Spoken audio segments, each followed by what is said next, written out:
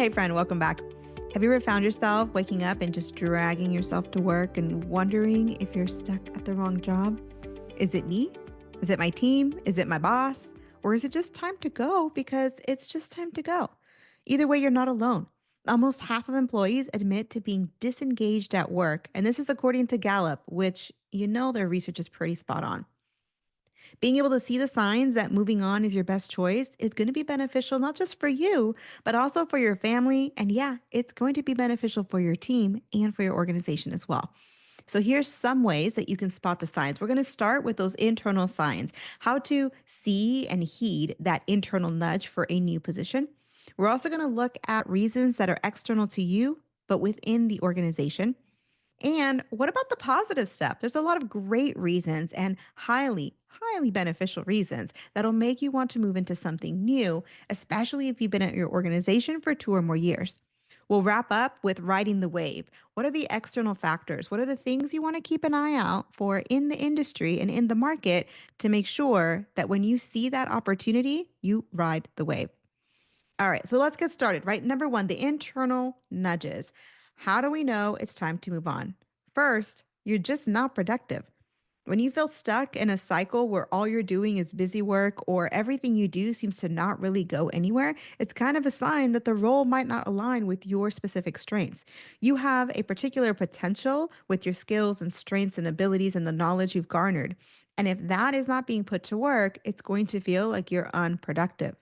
Imagine you're, I don't know, let's say a project manager, and you notice that in your meetings, all you're doing is rehashing old work. You're trying to put forward new ideas, but they're not being adopted, they're not being considered, and ultimately you're becoming frustrated and questioning if you are valuable to the organization. I'll tell you this, you are valuable, maybe just not to this organization at this point in time. The same is true if you have conflicts in values or conflicts even in personality. If your values are misaligned with the company's mission or your personality clashes with leadership, that's going to create a friction. And that friction is going to mean that everything you do feels harder than it needs to be. If you had joined a company for its bold and innovative mission, but then realized that leadership, in order to be bold, is prioritizing sales over customer service and is doing so to a point that it's now completely unethical, and you don't want to be a part of it anymore. This is going to leave you drained. It's going to mean that you are now disengaged and having to still put the same work in to get the same outcome for the organization is going to take that much more energy. And at this point, you're not getting paid for that level of energy. So ask yourself, are these conflicts a temporary misalignment, or are they a sign of deeper, more systemic issues that cannot be changed with a single conversation or over a short period of time? Now, along the same vein, what if you're feeling undervalued? If your contributions are not being recognized and your motivation and your confidence can suffer, and then your self efficacy goes. And once that goes, you are literally devaluing yourself because the work that you normally would put in as a confident employee is just no longer there. If you're consistently exceeding your goals, but you're getting passed over for promotions or passed over for recognition, this is a telltale sign that you're being undervalued. And in fact, did you know that a LinkedIn survey not too long ago found that 79, nearly 80% of employees leave jobs for this same reason, a lack of appreciation? And even worse, what if you're being underpaid? If there's a disconnect or a gap between your current salary and the value that the market's paying for your role at your size of organization, at this point, you have multiple reasons to leave. Number one, you're being undervalued. But number two, you actually have a twofold opportunity to increase your salary. You're going to increase your salary once to get to market value and increase your salary again because chances are you've been in this role for at least a couple of years. And that's going to give you an opportunity to not only make a lateral move, but instead make a move upward. So advance in your career. A study by Forbes actually said that workers who stay in their roles for over 2 years earn 50% less in their lifetime than job hoppers. So be that job hopper. And let me back up a little bit. Being in your position for 2 years is not being a job hopper. Maybe 15, 20, 30 years ago, when the career world and the job market was so completely different, that was the case. But now, 2 years is not only a reasonable amount of time, but it is a standard. So, if you're in this situation or you think you're in this situation, head over to Glassdoor, to Payscale, to any one of those websites to use those salary benchmarks for companies like yours so that you can identify if you're being undervalued. Okay, now here's another reason that I don't think comes up often enough. When we think about reasons for us getting a new job, we always think they're purely selfish, but that's not always the case. Sometimes you leaving your position is going to be beneficial, not only for you and your family, but also for other people in the organization, on your team, for your boss, and even more for those people that are below you, your direct reports, or people that are maybe a little bit lower in the career ladder, but work cross functionally with you. Your departure could open the door for the next generation, or it can allow for shuffling and even upward movement within your team. If you decided to leave your role because your manager showed no signs of retirement or advancing, then you know what I'm talking about. You taking your next role in leadership allows the next generation to take their next role in leadership. And sometimes moving isn't about quitting, it's about creating a space for growth, both for yourself and for others. All right, those are the internal nudges. But sometimes making a move is not really up to you. It's not because of an internal nudge, it's about a situation that's happening at your work. Now, you already know the first thing we're going to talk about here is a toxic boss or a toxic culture. A negative environment, having someone who's constantly on your back or who's always saying negative, comments about your work or who can never see the progress. They always see the setback. That is so draining. The negative emotion is going to suck the life out of you and it will stifle your creativity because you're constantly on the lookout for, okay, if I do this, and they'll say this, but if I do this, and they'll say this. And you're trying to find that one corner of creativity, that one corner of work that when you present it will not get shut down. And that is the least valuable type of work because it doesn't provide any of that, innovation, creativity, critical thinking that brings, again, value to the marketplace. The Harris poll conducted an online survey just this last year and found that 66% of employees with toxic bosses plan to quit, quote, as soon as the economy allows, end quote. Apparently, this is half of all millennials. So, if this is you, before a layoff happens, before you're in crisis mode, get your resume ready, get your LinkedIn ready, and start putting together a career search strategy. Pay attention to your gut feelings because if a boss is consistently undermining you or micromanaging you, then it's time to assess your options because I'm telling you, everybody else is doing that already. Now, listen, maybe your culture's fine. It's okay. It's not great. Your boss is fine. He's okay. She's okay. Not fantastic, but nothing crazy, right? No crisis on the horizon. But if you're working with an unmotivated team, a team that is stagnant, that has plateaued, that maybe isn't willing to make innovative changes and just wants to stick around for, let's see what we can do here without changing anything, that's going to stifle innovation. It's eventually going to stifle morale, but it's sort of like burning the frog. It's a really slow burn. It's like, you're working in a team that really resists change. And it means that you're frustrated every time you try to introduce something new. I'll tell you this, if you're in a stagnant team, it's possible that that department could underperform and eventually that could lead to layoffs. Now, we don't know what exactly leads to layoffs in any one situation.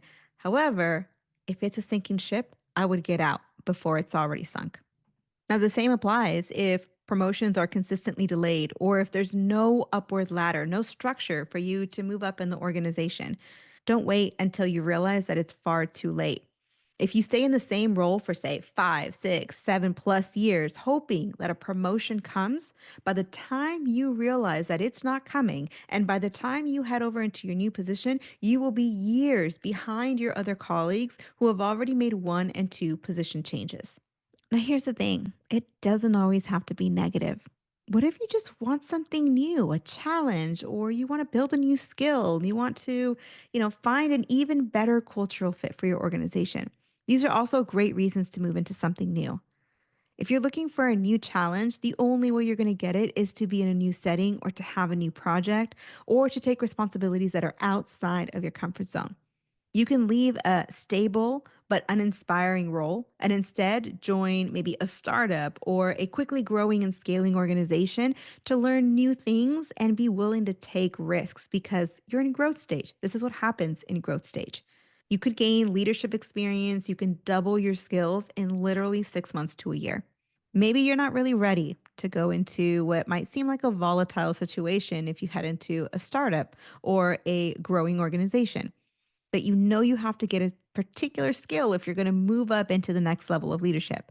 If you have to fill a skills gap, this could be a great time to hop into a stepping stone position, a position that enhances your expertise, a position that can give you the finance skills you're missing, or maybe it helps you drive strategy at a smaller company so then you can start getting into higher leadership roles at a larger company. So think about what's missing in your particular toolbox and figure out what role can I take that's going to fill that gap. In the same way that you can fill a skills gap, you can also fill a knowledge gap or build your context and expertise by shifting industries. So keeping your same function, but going into a new industry, or keeping your same industry, but moving into a different function. Now, you can do this within your organization or at a completely new organization, but either way, shifting either industries, functions, or teams is going to offer you a fresh new perspective and give you a different aspect of the work to become an expert on. Now, you'll probably agree with me on this that the people tend to be the best part of nearly any role. It's either the people you work with, the people you work for, or the people whose lives you impact with the product or service you offer. But no matter how much you love the people that you work with, there may come a time where you've worked with them for too long, meaning you absolutely love working with them. However, there's so much synergy that you don't really think differently anymore. And in that moment, in order to avoid stagnation for the team as a whole and to help improve the outcome of the organization, heading into a new department and heading into a new division, or maybe even a new company altogether, means that now you're going to surround yourself with colleagues who are able to inspire you and challenge you in a completely different way. And that's going to foster growth both for you and for the new people around you. So, this is a good opportunity to consider networking outside of your current circle, get out of that silo so you can be introduced to mentors and to colleagues who are going to help inspire growth and so you can mentor the next generation as well. All right, my friend, you and I have hung out for a while now. So let me tell you the top 3 signs that I think point to an opportunity to look for a new job. Number one, ride the wave. If you know the job market's about to open up, if you know maybe it's January or February, which is peak hiring season, or something happened in your industry or sector, or maybe in the country, politically, economically, or in any other way, some current events that you know means that there's going to be more opportunities for your particular area, get your stuff ready because I want you to ride the wave and get in there, get hired, get your increase, and get your additional skill sets. The second reason are those end of year, early year opportunities. If you are able to start a position at the beginning of the year, that means that you can create your career development plan, which we talked about just a couple weeks ago. If you can create that career development plan, you can line yourself up so that by the end of that year, you already have the equity built up. You've already worked strategically and communicated strategically to build in a promotion conversation either at the end of your first year or your second year. I know that right now it is January 2025, but listen, if you are here tuning in and it is October, November, even December, then right now you can still catch that wave, the wave of the beginning of the year, so that you can be set up for your next promotion by December 2026. The best reason to go out and look for a new job is that when you switch roles is one of the biggest opportunities for you to take a pay increase. Employees who switch jobs see an average increase of 10 to 20%, and that is extremely conservative. That's a statistic from the Bureau of Labor Statistics. And the reason I say it's conservative is because that accounts for every single career role from the entry level, meaning student positions and jobs that only require a high school diploma, all the way up to senior executives and CEOs. And you're talking across every single industry across the entire United States, the average is 10 to 20. What I can tell you is people that work with a career coach or people who know exactly what they're doing to pinpoint their next position, figure out what that is, to brand themselves specifically for that one position, and to go after that position, get hired not only faster, but also have pay increase that are double and triple and quadruple what this 10 to 20% increase is. That is my number one reason to look for a new job. If you've been at your role for 2 or more years, it's probably time. And you probably have more than enough skill and ability to do it. So think about your career. Are you staying because it's safe? Or are you staying because it truly does align with your goals and your values? I know change can feel scary, but staying too long in the wrong role can hold you back. So I encourage you, my friend, to make 2025 the year that you take control of your future career. You can download the career checklist in the description, and that way you can take a look at the entire process to get a sense of how ready you are to make a move. And if a micromanager is the reason you're thinking of a new role, then follow or subscribe or save this podcast somewhere because next week, Juliana and I are going to help you manage your micromanager. Thanks for sticking around. I know that we love you. We're praying for you, and we'll see you on the next one. Hey, thanks for listening. I really appreciate you spending time with me today. If you found this episode helpful, please tap the 5-star review on the show's homepage in your podcast app. It would absolutely make my day, and it helps others discover the Uncommon Career Podcast. Now, to download your free career resources and learn how I help seasoned professionals land amazing offers in as little as 90 days, click on the link in the description or go to theuncommoncareer.com. Thanks again, and I'll see you on the next one.